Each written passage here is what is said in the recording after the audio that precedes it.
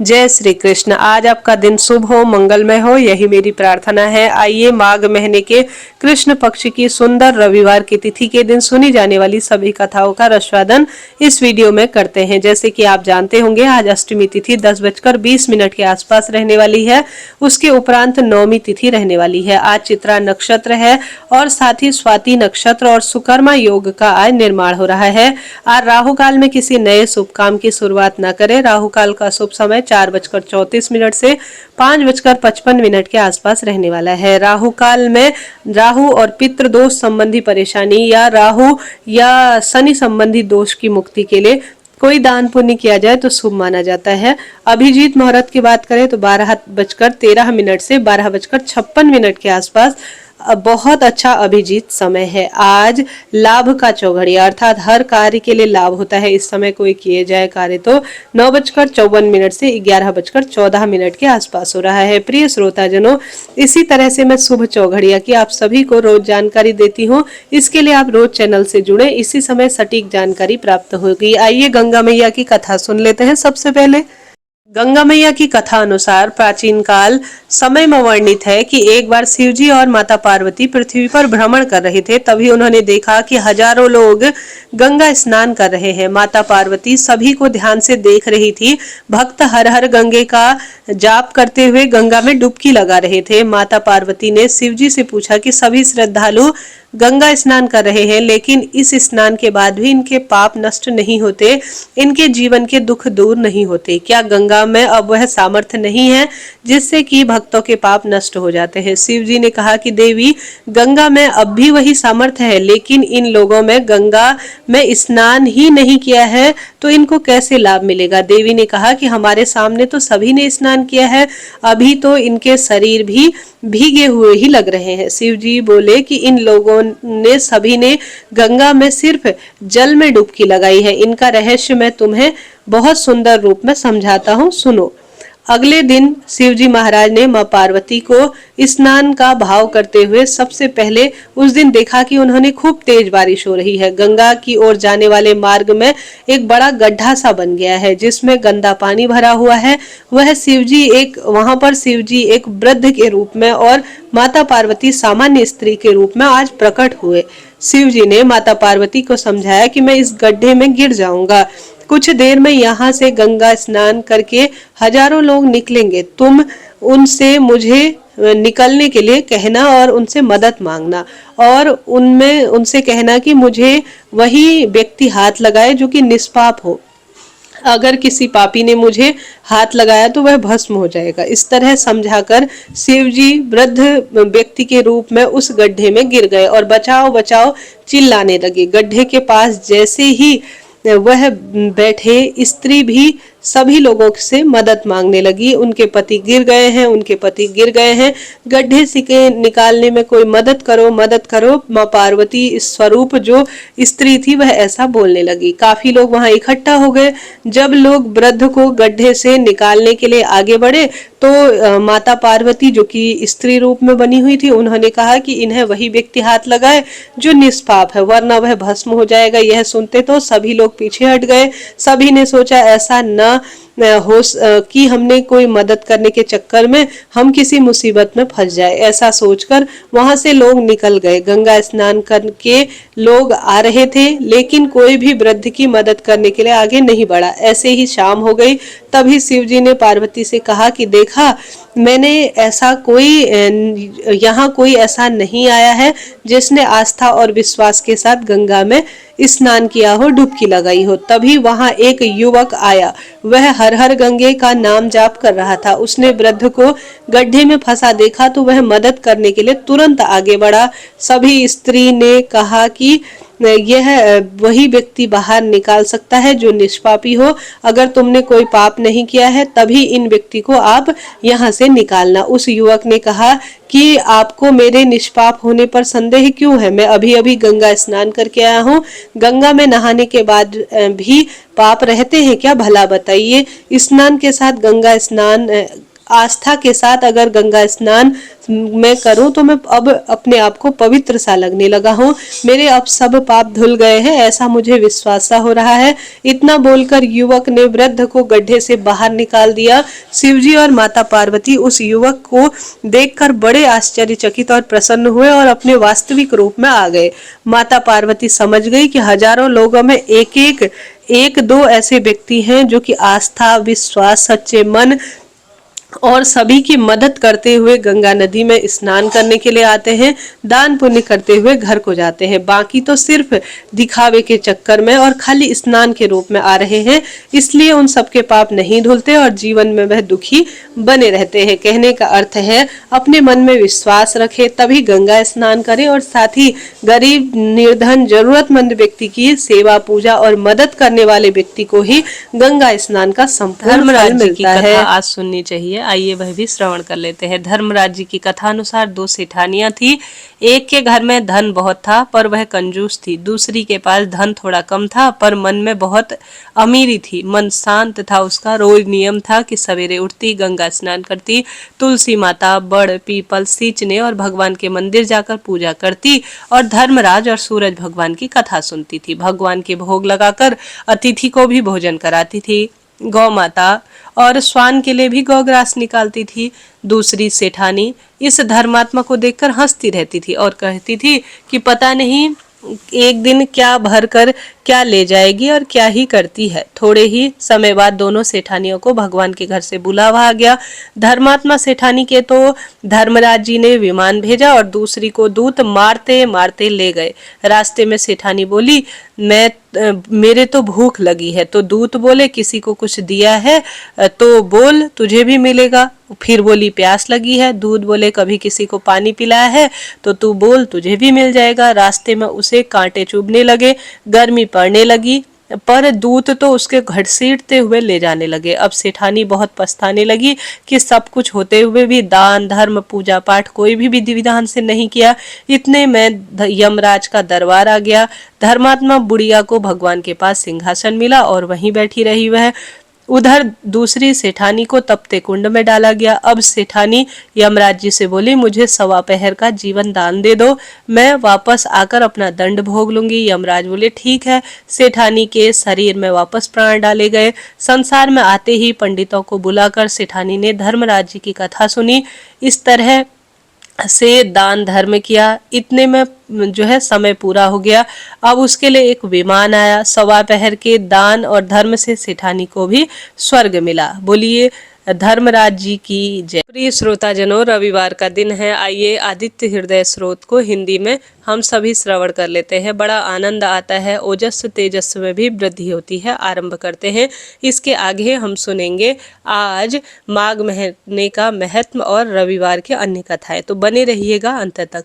आदित्य हृदय स्रोत में लिखा हुआ है कि उधर जब रामचंद्र जी युद्ध से थक हार कर चिंता के लिए खड़े हो गए थे, अर्थात चिंतित हो गए थे और रणभूमि में इधर उधर देख रहे थे, इतने में रावण भी युद्ध के लिए उनके सामने उपस्थित हो गया था। यह देखकर भगवान अगस्त्य मुनि जो देवताओं के साथ युद्ध के लिए आए और बोले, श्री रामचंद्र जी के पास कहने लगे, सबके हृदय में रमण करने वाले महा बाहों वाले हे राम, यह सनातन गोपनीय स्रोत सुनो। वत्स, इसके जप से तुम युद्ध में अपने समस्त शत्रुओं पर विजय प्राप्त कर लोगे। इस गोपनीय स्रोत का नाम है आदित्य हृदय स्रोत। यह परम पवित्र और संपूर्ण शत्रुओं का नाश करने वाला है। इसके जप से सदा विजय की प्राप्ति होती है। यह नित्य, अक्षय और परम कल्याणमय स्रोत है। संपूर्ण मंगलों का भी मंगल है। इससे सब पापों का नाश हो जाता है। यह चिंता और शोक को मिटाने तथा आयु को बढ़ाने वाला उत्तम साधन है। भगवान सूर्य अपनी अनंत किरणों से सुशोभित रश्मिवान है।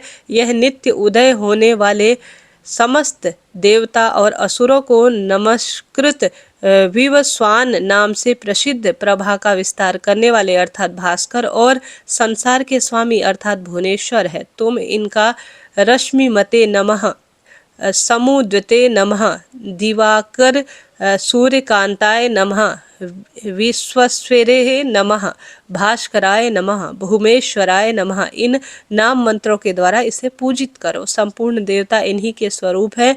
ये तेज की राशि तथा अपनी किरणों से जगत को सत्ता व स्फूर्ति करने वाले हैं। ये ही अपनी रश्मियों का प्रसार कर कर देवता और असुरों सहित संपूर्ण लोकों का पालन करते हैं। यही ब्रह्मा, विष्णु, शिव, स्कंद, प्रजापति, इंद्र, कुबेर, काल, यम, चंद्रमा, वरुण और साथी पितृ, वसु, साध्य, अश्विनी कुमार, मरुदगंध और साथी मनु, वायु, अग्नि, प्रजा, प्राण, ऋतुओं को प्रकट करने वाले तथा प्रभा के पुंज हैं।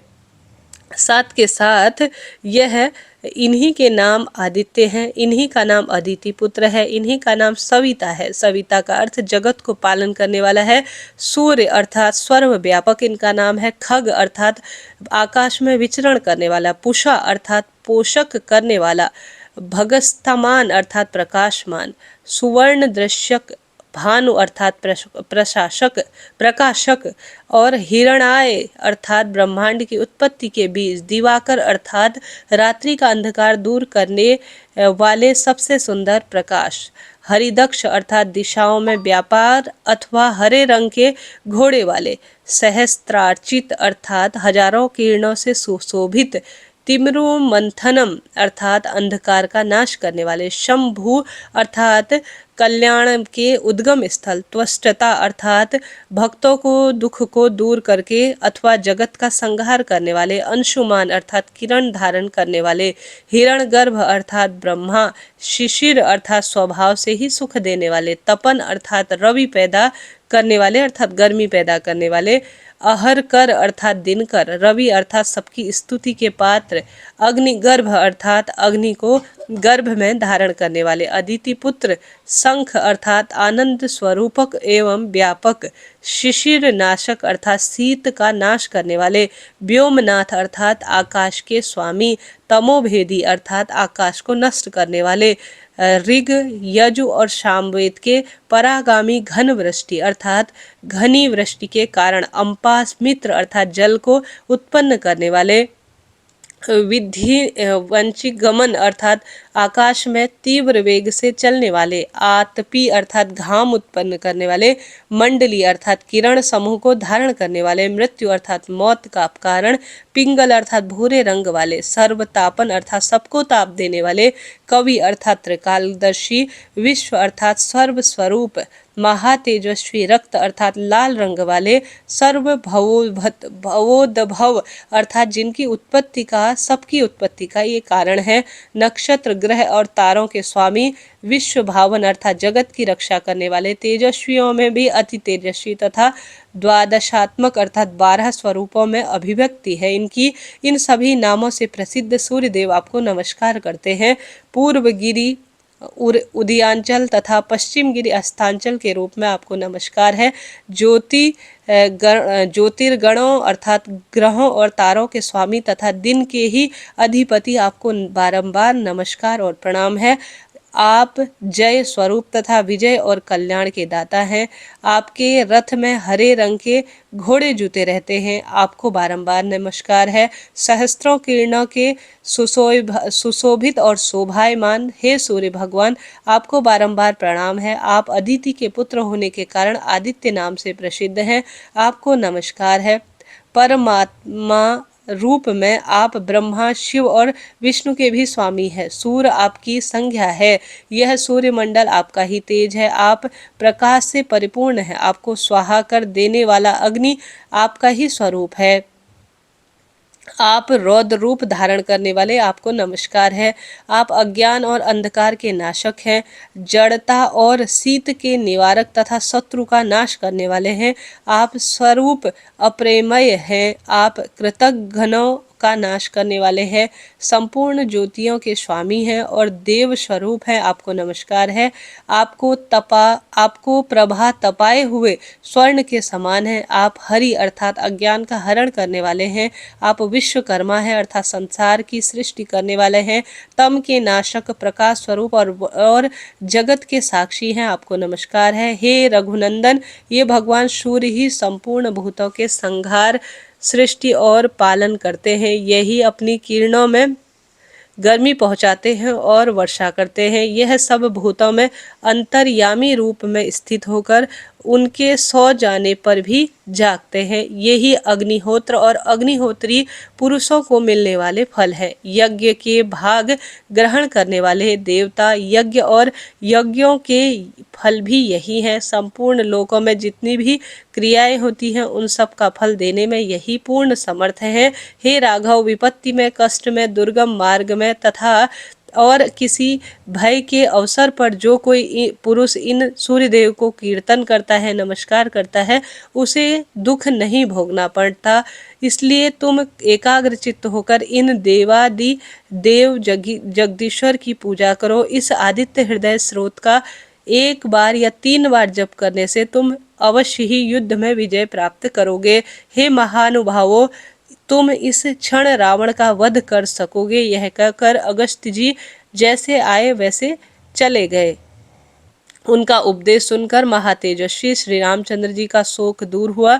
उन्होंने प्रसन्न होकर शुद्ध चित्त से आदित्य हृदय स्रोत धारण किया और 3 बार आचमन करते हुए शुद्ध होकर भगवान सूर्य की ओर देखते हुए इसका बारंबार जप किया। इससे उन्हें बड़ा हर्ष हुआ। फिर परम विक्रमी रघुनाथ जी ने धनुष उठाकर रावण की ओर देखा और उत्साहपूर्वक विजय पाने के लिए आगे बढ़े। उन्होंने पूरा प्रयत्न करके संपूर्ण रूप से रावण का वध का निश्चय किया।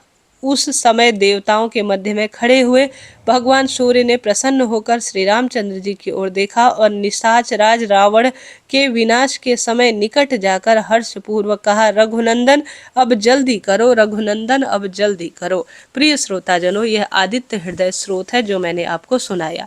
आइए श्रवण करते हैं रविवार के दिन सुनी जाने वाली रविवार की व्रत कथा। कथा अनुसार एक बुढ़िया माई थी। उसका नियम था प्रति रविवार को सवेरे ही उठकर स्नान करती, घर को गोबर से लीप कर फिर भोजन तैयार करती, फिर भगवान को भोग लगाकर स्वयं भोजन करती थी। ऐसा व्रत करने से उसका घर अनेक प्रकार के धन धान्य से भर गया था। श्रीहरि की कृपा से घर में किसी प्रकार का कोई विघ्न और दुख नहीं था।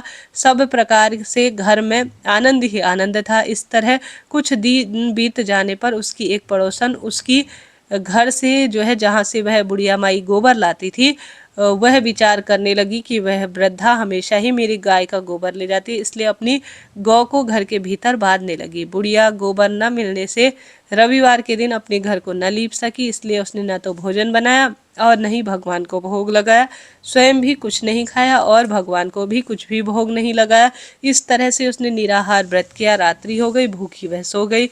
रात्रि में भगवान ने उसे स्वप्न में दर्शन दिए और भोजन न बनाने और भोग न लगाने का कारण पूछा। वृद्धा ने गोबर न मिलने का कारण सुनाया। तब भगवान ने कहा कि माता, हम तुमको एक ऐसी गौ देते हैं जिससे तुम्हारी सभी इच्छा पूरी हो जाएंगी, क्योंकि तुम हमेशा ही रविवार को गौ के गोबर से लीप कर भोजन बनाकर मेरा भोग खुद भोजन के रूप में बनाती थी और लगाकर खुद भोजन किया करती थी।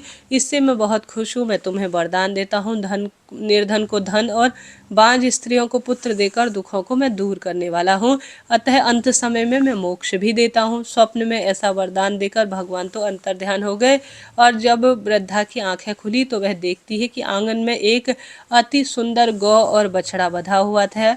वह गाय और बछड़े को देखकर अति प्रसन्न हुई और उसको घर के बाहर बांध दिया और वहीं खाने को चारा दे दिया। जब उसकी पड़ोसन बुढ़िया ने घर के बाहर एक अति सुंदर गौ और बछड़े को देखा तो द्वेष के कारण उसका हृदय जल उठा और उसने गाय को सोने के गोबर को किया तो वह गाय के गोबर को तुरंत चोरी कर लाई और अपनी गाय का गोबर उस स्थान पर रख गई। वह नित्य प्रतिदिन ऐसा कर रही थी।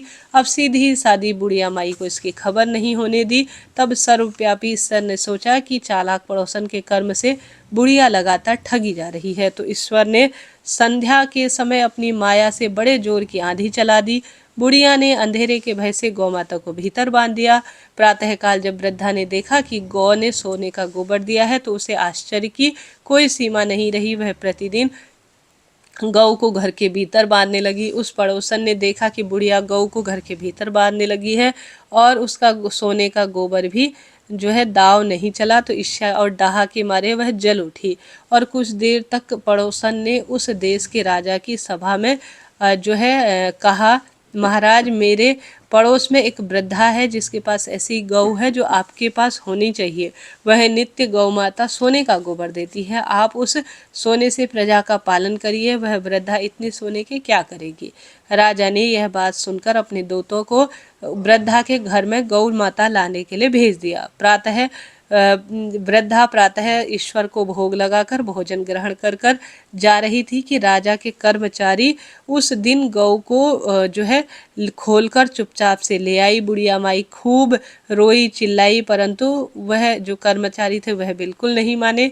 उस दिन वृद्धा गौ के वियोग में न तो भोजन कर सकी और रात को रो रो कर ईश्वर के सामने गौ माता को पुनः मुझे देने की प्रार्थना करने लगी। उधर राजा गौ को देखकर इतना प्रसन्न हुए, लेकिन सुबह जैसे ही वह उठा सारा महल जो है गोबर से भरा हुआ था। राजा यह देखकर घबरा गए। रात्रि में भगवान ने राजा को स्वप्न में कहा, राजा गाय वृद्धा को लौटा दे, नहीं तो तेरा अंतकाल निश्चित रूप से समय पास में आ गया है, अब तेरा भला होना मुश्किल है। उसने रविवार के व्रत से प्रसन्न होकर ही मैंने उसे यह गौमाता उपहार स्वरूप दी है। प्रातः होते ही राजा ने वृद्धा को बुलाकर बहुत सारा धन देकर सम्मानित कर दिया, गौ को वापस लौटा दिया। उसकी पड़ोसन दुष्ट बुढ़िया को बुलाकर उचित दंड दिया गया। इतना करने के बाद राजा के महल की गंदगी तुरंत चमत्कारी रूप से दूर हो गई। उसी दिन से राजा ने नगरवासियों को आदेश दे दिया कि समस्त मनोकामना पूर्ति के लिए रविवार के दिन रविवार व्रत करें, गौ माता की सेवा को करें, सूर्य भगवान की आराधना करें। सभी प्रजा ऐसे ही करने लगी और सभी का जीवन राजी खुशी बीतने लगा। कोई भी बीमारी तथा प्रकृति का प्रकोप उस नगर में नहीं होता था। सारी प्रजा सुखपूर्वक जीवन व्यतीत करने लगी। बोलिए सूर्य नारायण भगवान की जय। माघ महात्म्य कथा का आज 8वां अध्याय है। आइए इसे भी श्रवण कर लेते हैं। कथानुसार तप और दान का क्या महत्व है आज के 8वें अध्याय में बताया गया है। श्रवण करना आरंभ करते हैं। कथानुसार यमदूत ने कहा, हे सौम्य, तुमने अच्छा पूछा।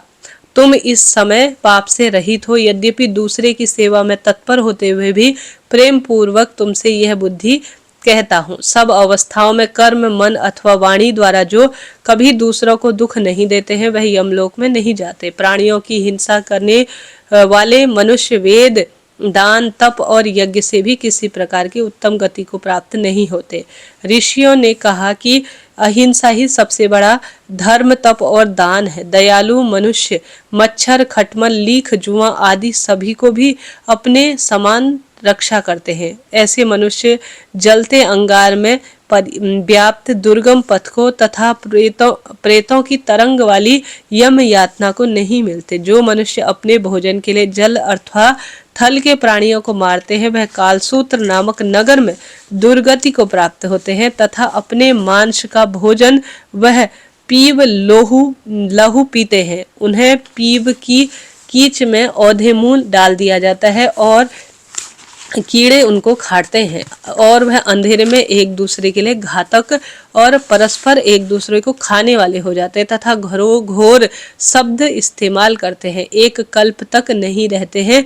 हे वैश्य, फिर नरक से निकलकर बहुत बहुत दिनों तक स्थावर योनि को भोग कर वह क्रूर सैकड़ों तिर्यक योनि में जाकर दुख भोगते हैं। हिंसक, गंध, जन्मांध, दरिद्र और अंगनहीन जन्म को पाते हैं। अतः वैश्य दोनों लोकों में सुख चाहने वाले मनुष्य को कर्म, मन और वाणी से एक दूसरे को द्रोह नहीं करना चाहिए। हिंसक लोगों को दोनों लोकों में सुख नहीं मिलता। जो किसी प्राणी में कभी हत्या नहीं करते उनको कभी भी डर नहीं लगता। जिस प्रकार सीधी व टेढ़ी बहने वाली नदियां समुद्र में मिल जाती हैं, उसी प्रकार सभी प्रकार के सभी धर्म दृढ़ रूप से अहिंसा में प्रवेश करते हैं। हे वैश्य श्रेष्ठ, जिसने प्राणियों को अभय मंत्र दिया है वह सब तीर्थों में स्नान कर चुका है तथा सब यज्ञों में उसकी शिक्षा उसने पाई है। हे वैश्य, जो अपने वर्णा अनुरूप शास्त्रोक्त धर्म का पालन करते हैं वह यम लोक में नहीं जाते।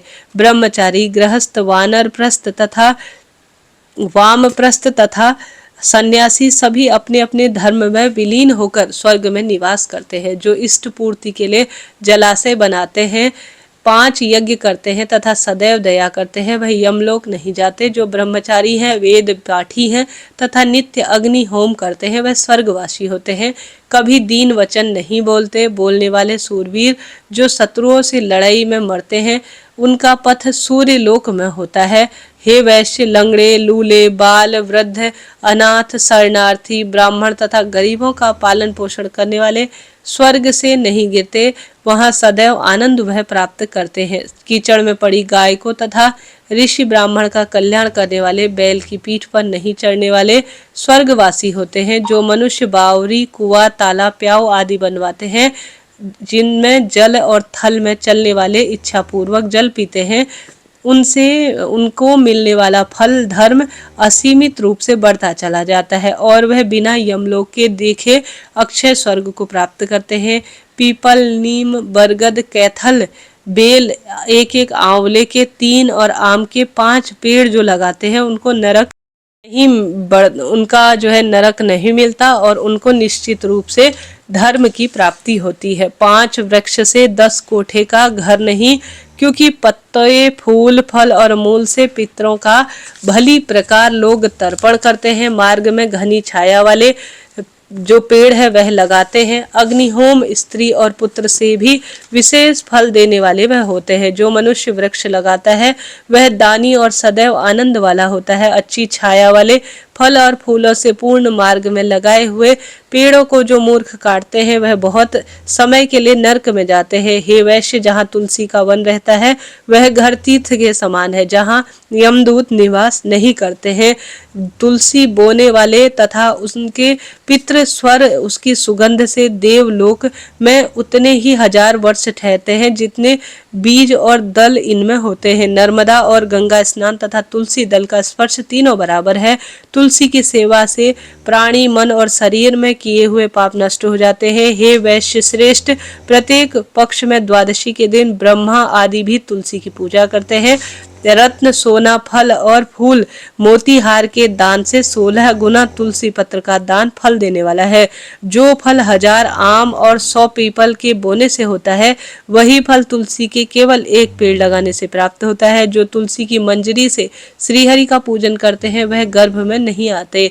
हे वैश्य, जो मनुष्य रेवा नदी से पैदा हुए शिवलिंग की तथा स्फटिक के, रत्न के, पत्थर के, कहीं तीर्थ में, पर्वत पर या वन में रखी हुई शिवलिंग की पूजा करते हैं वह सदैव ओम नमः शिवाय इस मंत्र का जप करते हैं अथवा प्रसंग से सठता, अभिमान, लोभ से भी शंकर जी की सेवा करते हैं वह यमराज का दर्शन नहीं करते। शिव जी के भक्त शिव जी की पूजा में लीन होकर शिव जी में 14 इंद्र तक का आनंद करते हैं। हे वैश्य, शिव पूजन के समान पुण्य देने वाले, सब लोकों को नष्ट करने वाला तथा कीर्ति देने वाले तीनों लोकों में कोई दूसरा नहीं है। शिव भक्त जो जनार्दन भगवान से बैर करते हैं वह निश्चय ही नरक भोगते हैं।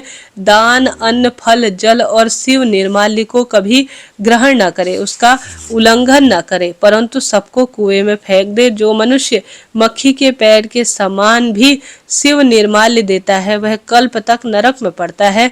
जो तृष्ट, काठ और पत्थर का ब्रह्मा, विष्णु, महादेव का मंदिर या मठ बनवाते हैं वह मनुष्य इन देवताओं के लोकों में बहुत समय तक निवास करते हैं। हे वैश्य, जो लोग धर्मशाला, गौशाला, सन्यासी, ब्राह्मणों के लिए घर तथा गरीब दुखिया के लिए कुटिया बनाते हैं वह लोग इंद्र के भवन में निवास करते हैं। इन स्थानों के जीर्णोद्धार में 10 गुना फल मिलता है। जो इनको तोड़ता है वह निसंदेह घोर में नरक में जाता है। जो मनुष्य देवता, ब्राह्मण और सन्यासी के मठ पर, धन पर और गांव पर अधिकार करता है वह सब धर्मों से बहिष्कृत होता है। उसके पुत्र, कुल और भाई नरक भोगते हैं। मठाधीशों का अन्न आदि अभोज्य है। इसके 21 नरक मिलते हैं। इनका सेवन कर चंद्रायण व्रत करें। मठाधीश के स्पर्श करने से वस्त्र सहित जल में गोता लगाएं। ब्रह्मा, विष्णु, शिव की पूजा के लिए जो बागीचा लगाते हैं वह देवलोक को जाते हैं।